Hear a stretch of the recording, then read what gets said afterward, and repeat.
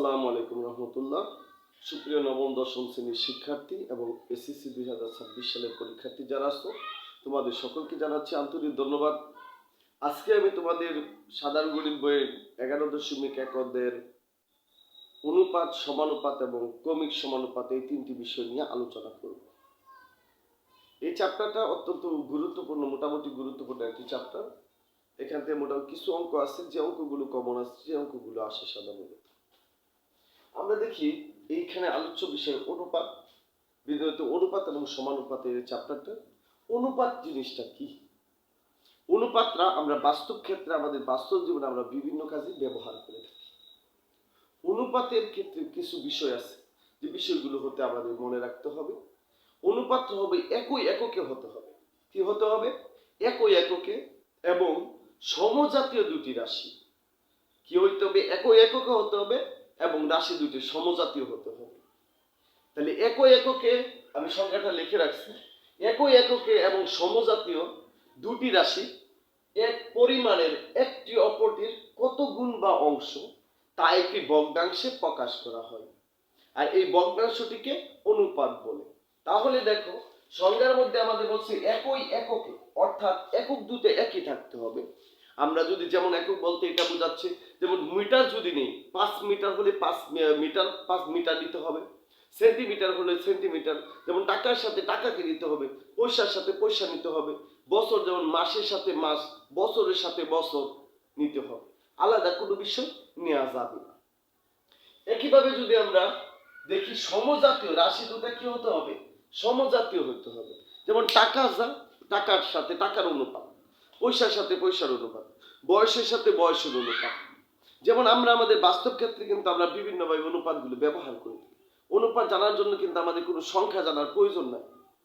যেমন আমরা অনেক সময় বলি যে বিভিন্ন ক্ষেত্রে এই কলমটির দাম এই খাতার দামের দ্বিগুণ, তাহলে একটা আরেকটা দ্বিগুণ হচ্ছে, তার মানে এটাও একটা রেশিওর মাধ্যমে আমরা প্রকাশ করতে পারি। দেখো, অনুপাতে হচ্ছে, যদি আমি দুইটা রাশি নিলাম, পি একটা রাশি এবং কিউ একটা রাশি নিলাম, দুটা রাশি নাম পি এবং কিউ দুটা রাশি নিলাম, তাহলে এই দুটার অনুপাত হচ্ছে পি অনুপাত কিউ। এই দুটা ফুটা যে দিই আমরা, এটা বলে ইজটু অনুপাত পি ইজটু কিউ। এখানে অনুপাতের প্রথম যে রাশিটা থাকে এই রাশিটাকে বলে পূর্ব রাশি, অনুপাতের দ্বিতীয় যে রাশিটা থাকে এই রাশিটাকে বলা হয় উত্তর রাশি। তাহলে অনুপাতে দেখো, একই একই সমজাতীয় দুটি রাশি, সেই দিক দিয়ে অনুপাতকে আমরা বলতে পারি অনুপাত একটি বিশুদ্ধ সংখ্যা, মানে এখানে কোনো ভেজাল এটা দেয় নেই। আবার অনুপাত কি একটি ভগ্নাংশ। যেমন দেখো, আমাদের এখানে দেয়া আছে P/Q, আমরা একটা অনুপাত নিয়েছি, তাহলে অনুপাতের প্রথম রাশিটা হবে উপরে লব এবং দ্বিতীয় রাশিটা হর। এইভাবে আমরা কি ভগ্নাংশের রূপান্তর করি, 3 অনুপাত 4। তার মানে 3 হলো উপরে, 4 আসলো নিচে। প্রথমটা পূর্ব রাশি হবে লব, উত্তর রাশিটা হবে হর। তাহলে অনুপাতকে আমরা একটি ভগ্নাংশ রূপে প্রকাশ করতে পারি।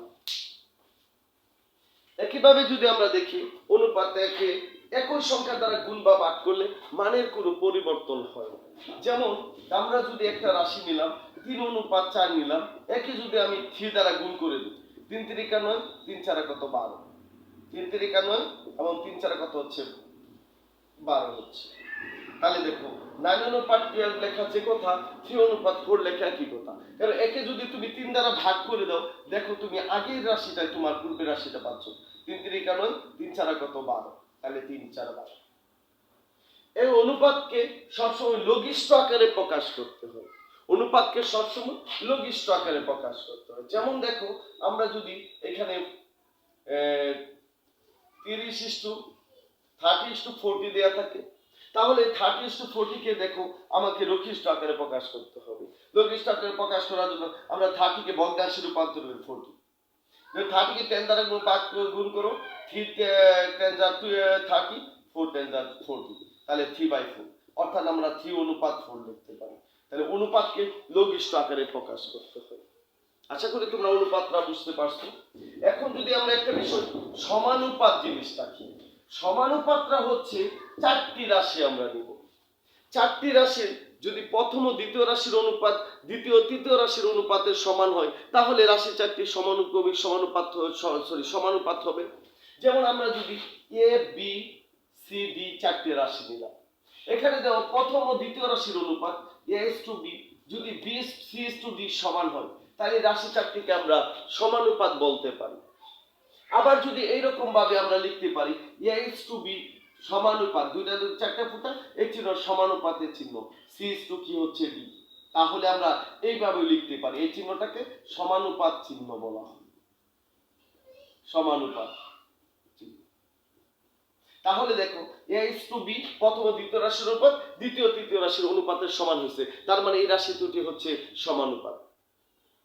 একইভাবে এখন যদি আমরা দেখি ক্রমিক সমানুপাত জিনিসটা কি, ক্রমিক সমানুপাত হচ্ছে তিনটি রাশি দেয়া থাকবে, তিনটি রাশির মধ্যে প্রথম ও দ্বিতীয় রাশির অনুপাত দ্বিতীয় তৃতীয় রাশি যদি অনুপাতের সমান হয় তাহলে রাশি তিনটিকে আমরা ক্রমিক সমানুপাত বলতে পারি।